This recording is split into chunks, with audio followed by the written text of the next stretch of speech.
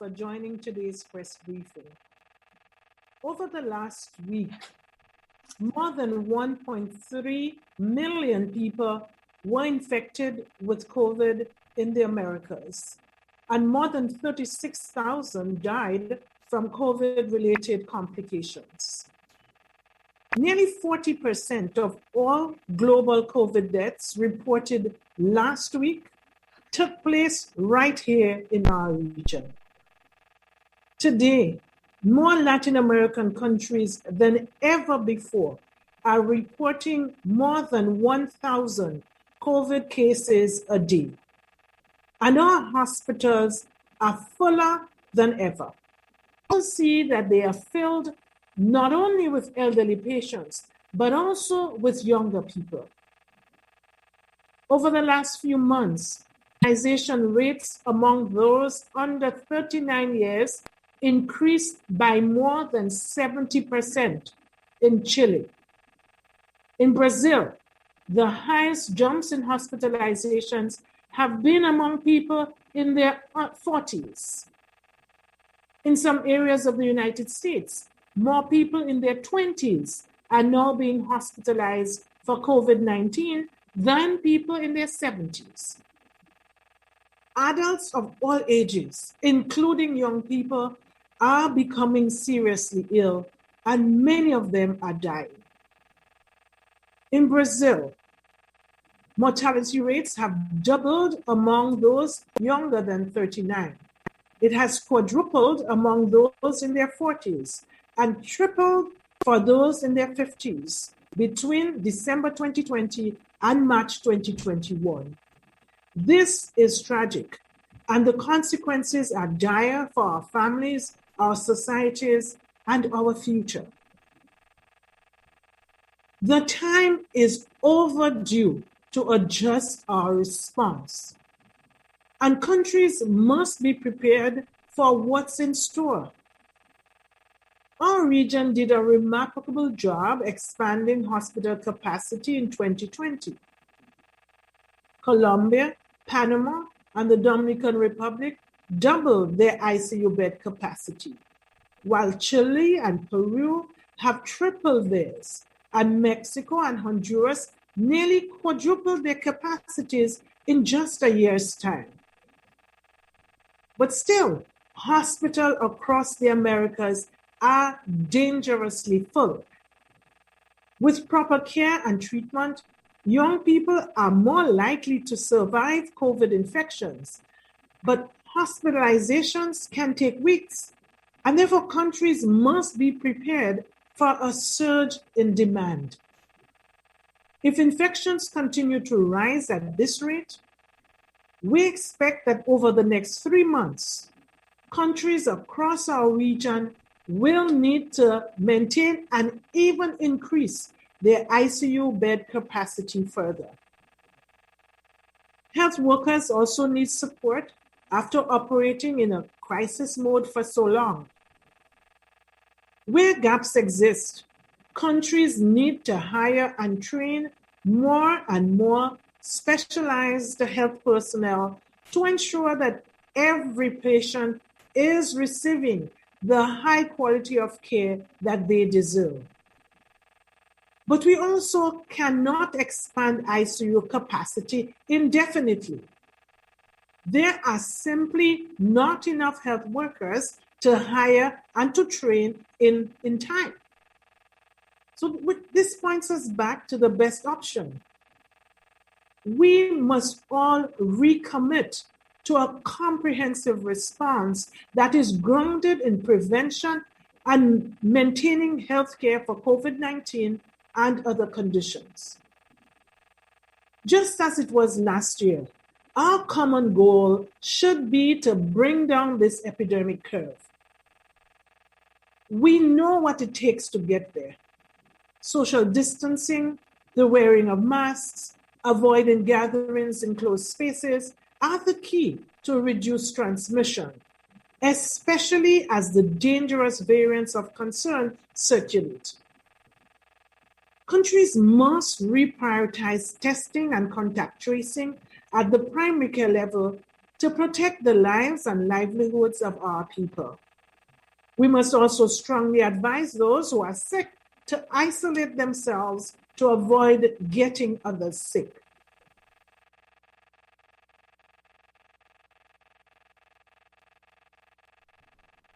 All right, so to listen to the whole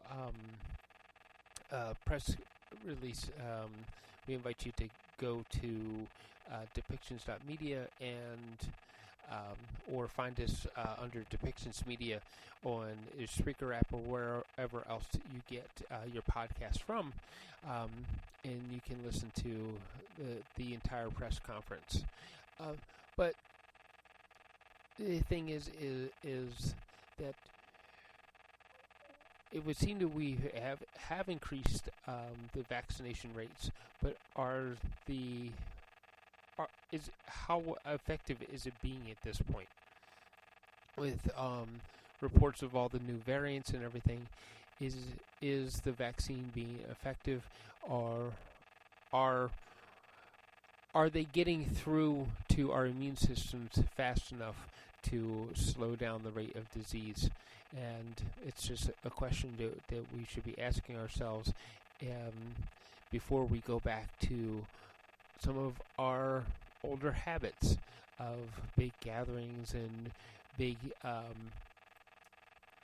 events. So with that, next I'm going to is a comment from Premier Hospital including to help indigenous communities. So they also discussed the efforts of partnership between both governments to quickly deliver safe and effective vaccines to Alberta. The Prime Minister Trudeau and Premier Kenney agreed to the importance of continuing close federal-provincial collaboration on the vaccine rollout and impacts of the third wave in the province. So let's listen to some other media release from Prime Minister Justin Trudeau. Bonjour tout le monde et bienvenue à cette rencontre virtuelle. Je suis très content d'être avec vous aujourd'hui. I'm really happy to be with you all today to talk about whatever's on your mind. This has been a very difficult year, and one of the things that I've missed most is being able to get out and meet with young people across the country, meet with Canadians across the country, and do town halls in which people get to share with me the things that are on their minds, ask questions, talk about the issues that we're facing as a country and moving forward. I have done a whole bunch of virtual visits to classrooms, and they've all been a lot of fun. But I've been really looking forward to this one, and want to say a huge thank you to the Canadian Teachers Federation for pulling this one together with me and our extraordinary Finance Minister and Deputy Prime Minister Chrystia Freeland.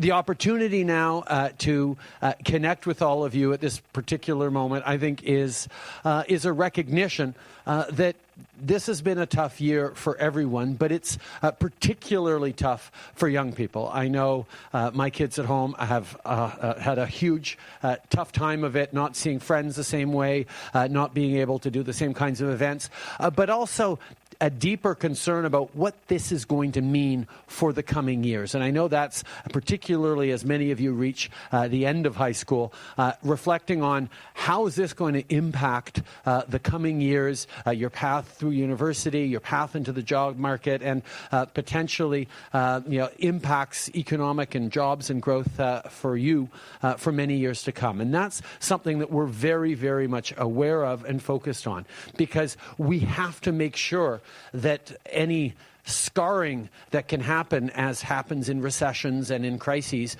does not limit your capacity to succeed, because we need you. We need you to become and be the extraordinary, powerful agents of change that I know you intend on being. We have to make sure that each and every one of you gets the path that you're able to walk with as many supports as possible to ensure not just that you're contributing through the coming years, but that you be shaping our society for the years to come. So that's why being able to check in with you now, hear from you on your concerns, talk about them, and highlight some of the ways in which we are looking to support you as you move forward is really important to me. C'est des moments difficiles auxquels on fait face à d'énormes défis, mais je sais que la vision, le dynamisme, la perspective que vous amenez est essentielle, pas seulement pour passer à travers la pandémie, mais aussi pour pouvoir bâtir un monde meilleur pour les décennies à venir.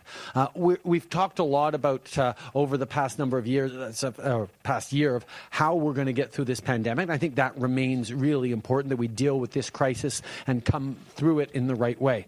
But it's going to be incredibly important as well that we draw on some of the many, many lessons, some directly linked to the pandemic, some not so much, that we've learned over the past while to build a better world, a better economy, a better society for everyone. I think those are things that keep coming up as themes every time I hear from young people. So I'm really looking forward to this opportunity.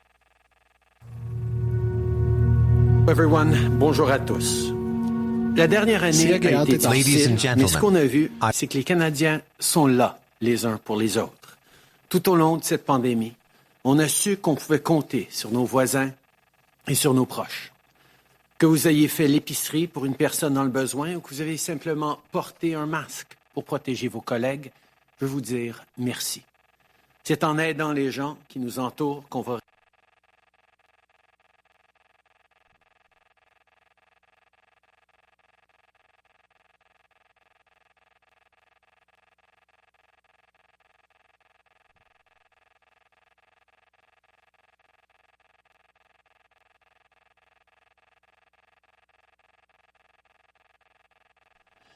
All right, so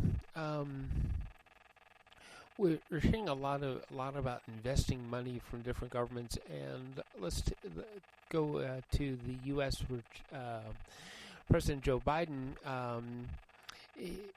is, and this is from one of his addresses, first providing checks and pockets and shots in arms. More than 163 million rescue payments have already gone out. These are also checks directed to payments up to $1,400 that, for a typical family of four making about $110,000, means that a $5,600 check, by the time the money is distributed, more than 85% of American households will have received a check. The American Rescue Plan is also funding vaccine administration and distribution, and it's a big reason why we're able to administer over 220 million shots in President Biden's first 100 days. So let's listen to his entire address now. I visited a restaurant here in town. I'm going to mispronounce it. Las Hilamia, and which is a pilot program for Restaurant Revitalization Fund and an important piece of the American Rescue Plan.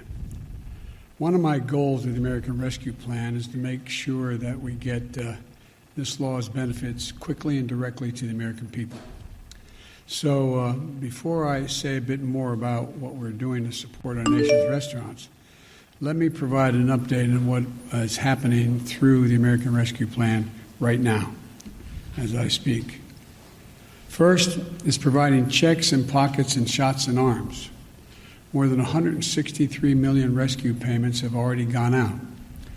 These are checks, direct payments of up to $1,400 that for a typical family of four making about $110,000 means a $5,600 check you'll get. By the time all the money is distributed, more than 85% of American households will have received a check. The rescue plan is also funding vaccine administration and distribution. It's a big reason why we're able to administer over 220 million shots in my first 100 days, a pace unmatched by any other nation in the world, or in prior mass vaccinations in all of American history. You know, it's helped schools reopen safely. It's helping child care centers stay in business. It's helping families pay for child care. The rescue plan is delivering food and nutrition assistance to millions of Americans facing hunger, and hunger is already sharply down in the United States. It's also providing rental assistance to keep people from being evicted from their homes. It's making health care more affordable. It's cutting child poverty in this country in half. And the list goes on, and the message is clear. Help is here. And the bottom line is this. The American Rescue Plan is working. America is getting vaccinated. Job creation is soaring. The economy is growing, and our country is on the move again. But some of the parts of our economy need special help. At the top of that list is our nation's restaurants. When COVID-19 pandemic struck, our nation's restaurants were some of the first hit and the worst hit. In 2020, more than 2.3 million restaurants jobs disappeared. 2.3 million restaurant jobs disappeared. Restaurants are more than a major driver of our economy. They're woven in the fabric of our communities. And so for many families, restaurants are the gateway to opportunity, a key part of the American story. There are families of all races, all ethnic backgrounds, all nationalities in this country who have built their American dream around a family-owned restaurant. And for more workers, their own story of economic progress starts in a restaurant. In the restaurant I just visited, and Rogelio Martinez, who immigrated to this country 17 years ago, started working as a meat packer. Now he is the restaurant's lead butcher and one of its owners. For nearly 1 in 3 Americans, this is hard to believe, but for 1 in 3 Americans, a restaurant provided their first job. More than half of all Americans have worked in a restaurant at some point in their lives. Before the pandemic, restaurants and bars employed 12% of all the workers in our country. This is an industry that provided more opportunity for minority managers than any other industry in America. This is an industry where the staff feels like family and often is family. When the pandemic hit, restaurant owners and operators were resilient, creative, and generous. Almost overnight, restaurants put in place safety measures to protect their employees and to protect us. They stepped up to feed our frontline workers. They changed their menus. They transitioned to takeout and delivery so they could be serving people who depended on them. But even with the changes, many had to furlough or lay off workers or close entirely. The restaurant I visited today went from 55 employees to just 7 before it started to bounce back. Now, as we vaccinate Americans, customers are coming back. Our vaccination progress and our economic recovery is going hand in hand. As that happens, we want to make sure that our restaurants, bars, and other dining establishments can staff back up, and they can come back as well. Right now, only about a quarter of the restaurant owners expect to return to normal operations in the next 6 months. We can do much better than that with the American Rescue Plan. The Restaurant Revitalization Fund, that's what it's called, the Revitalization Fund, will provide direct relief to restaurants and to hard-hit food establishments, bars, bakeries, food stands, food trucks, and caterers. Businesses that get grants can use it to cover payroll, rent, utilities, supplies, everything they need to stay open and to reopen. We're opening the doors of this program so that restaurants all over the country can open their doors again. We started accepting applications on Monday. Today's Wednesday. We made it quick and easy to apply. Within the first 2 days, there were 186,200 applications from all 50 states for help. That's a staggering number. 97,600 of those applications came from businesses owned by women, veterans, and socioeconomically disadvantaged individuals.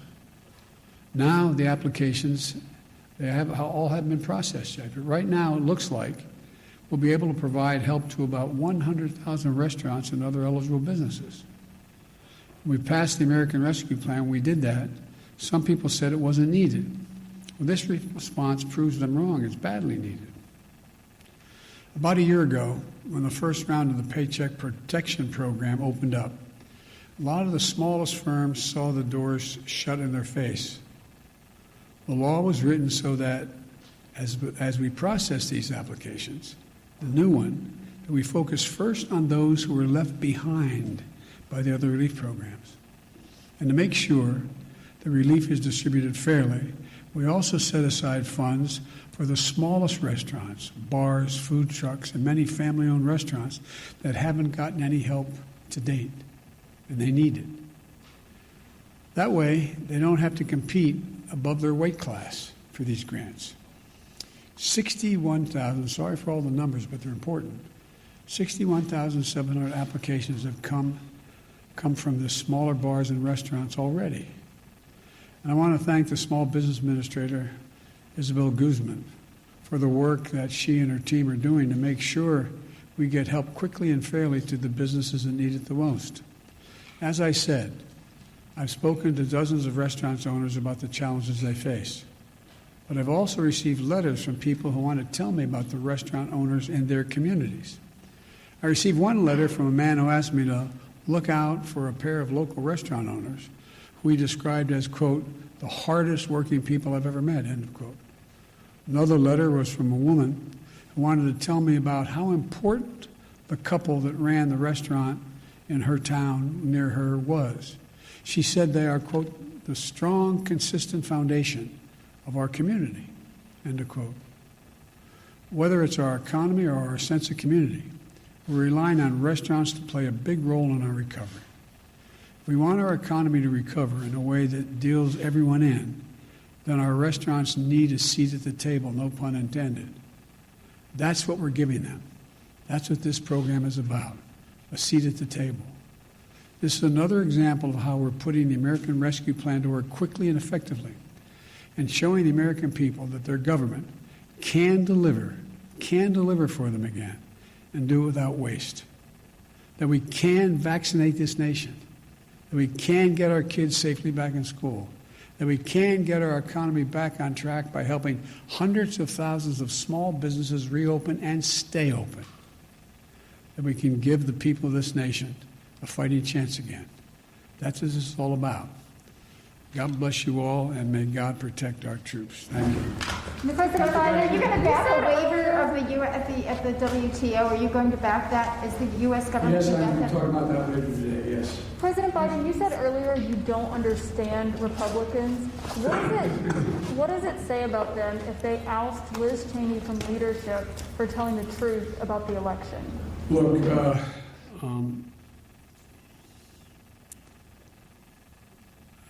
it seems as though the Republican Party is trying to identify what it stands for.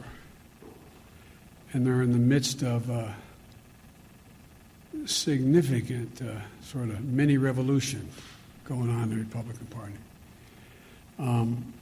I've been a Democrat for a long time. We've gone through periods where we've had internal fights and disagreements. I don't ever remember any like this. And so, as one of you said, and I'm not embarrassed by identifying them, as one of you said on national television last night, we badly need a Republican Party. We need a two-party system. It's not healthy to have a one-party system.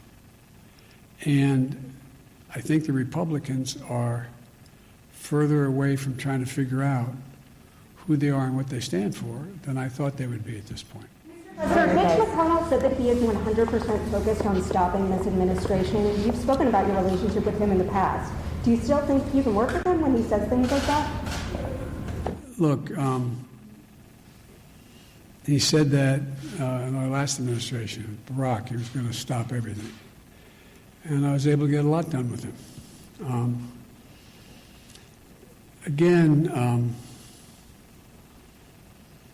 Look, everything I'm proposing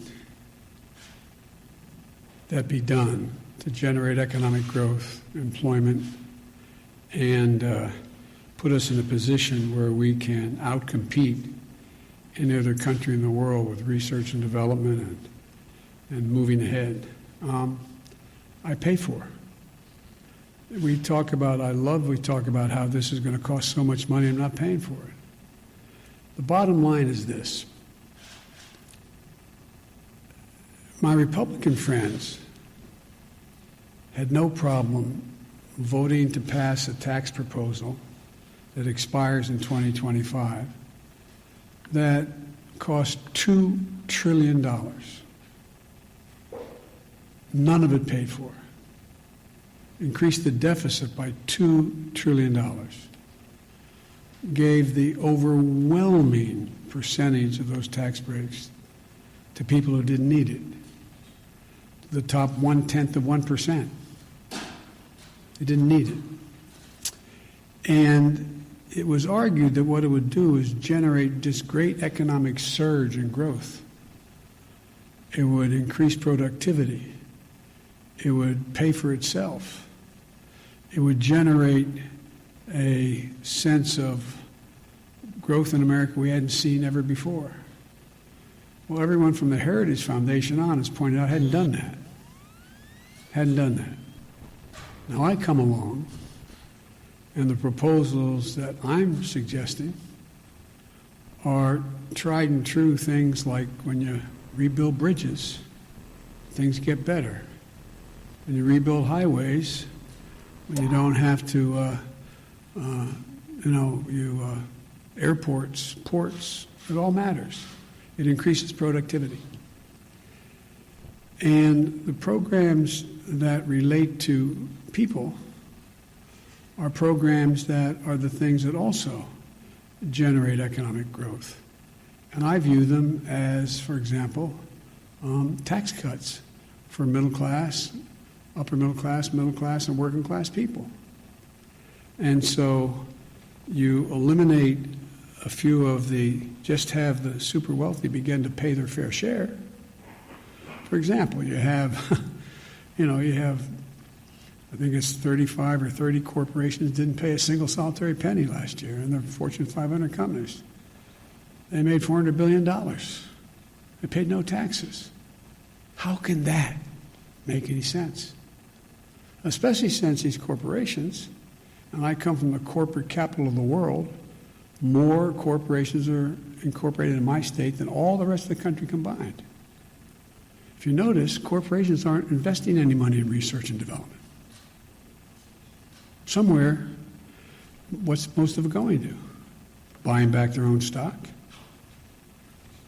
dividends, which makes sense, leaving by some studies less than 10% for research, development, pay raises, etc.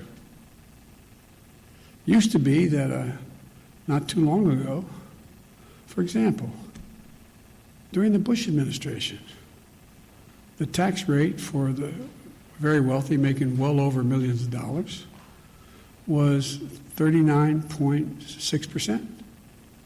It's now 37%. Just raised it back to what it was before. It raises enough money from that savings to put every single person in community college who wants to go. Now, what's going to grow America more? What's going to help you and your security more?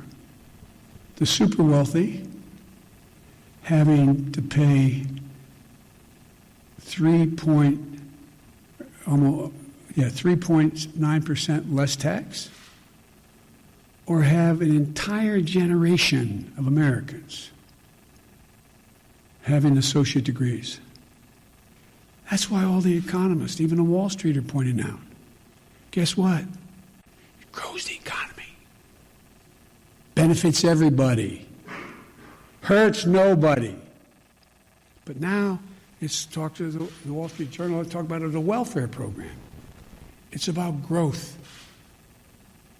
And so, you know, the idea that it's just amazing. I mean, corporate taxes, they were 36%. Our administration, last administration, said we should lower it. We suggested it be lowered to 28%. Well, it's got lowered to 20%, or 21%. Show me something that's benefited. What's happened? Show me where the growth is. What's it being invested in? Yes. On the corporate tax rate, have you talked to CEOs about that? And have you? Yes. Are you open to say 25%? I'm open to compromising. Yes. It doesn't have to be exactly what I say, but to suggest that, which some of the folks are suggesting, and I'm going to meet with Republicans next week when they come back, and seriously meet with them. I'm willing to compromise, but I'm not willing to not pay for what we're talking about. I'm not willing to deficit spend. They already have us $2 trillion in the hole. So, and by the way, you saw, you know, the last 5 leaders of the Fed coming out and saying what they say. They said Biden's plan is going to grow the economy. You have Moody's talking about increasing up to, I don't know what the most recent one is, 16 million new jobs. It's about growth, not stunting growth. Like I said, not too long ago, I guess it was back in the 2000 range, thereabouts. Don't hold me to the exact year. I'll have my staff come back with the exact date. The average CEO of the Fortune 500 companies made like 36 times what the average employee of that corporation made. It's over 450 times as much now. And as my mother would say, who died and left them boss? No, seriously, what rationale? Tell me what benefit flows from that. We're not going to deprive any of these executives of their second or third home. Travel privately by jet. It's not going to affect their standard of living at all. Not a little tiny bit. But I can affect the standard of living of the people I grew up with. If they have a job, I can expect to make sure the standard of living of people I grew up with, if they have child care and can afford it, so 20 million women can be back in the workforce. This is just makes no sense to me. But I'm going to have to be able to explain this, and I'm going to keep banging at it. I think I'm not being solicitous, and I'm not trying to ruin your reputation. I think most of you understand what I'm saying. Whether you agree with me or not, I think you understand what I'm saying. And it's fair to say this is about making the average multimillionaire pay just a fair share. It's not going to affect their standard of living a little bit. Thank you all very much. The interest rates. There's a lot of talk about spending money, spending rates, and deficits in both the U.S. and in Canada. And maybe Mr. Biden has a point that if the deficit, the debt that the governments owe is also partly due back to the citizens of the country, then maybe the corporations should pay a little more of their fair share, and maybe the corporations should give back so that everybody can live a good life. This is the Americas are supposed to be the land of opportunity and the land of freedom, and right now maybe it looks like these are the lands of corporate desire and corporate greed, and maybe some of that should be changed. And our hats off to Mr. Biden for trying to speak up for that. Okay, so thank you for listening to Policy and Rights today, and I invite you to go check out for yourself. Go look for information on your own and compare, contrast, make up your mind about what is right and what is important for you and those who are around you. My name is Michael Clogs, and I've been your host today. And please go to depictions.media and click on our contact page and tell us how we can help our community with information, with stories, so that we all can live a little better.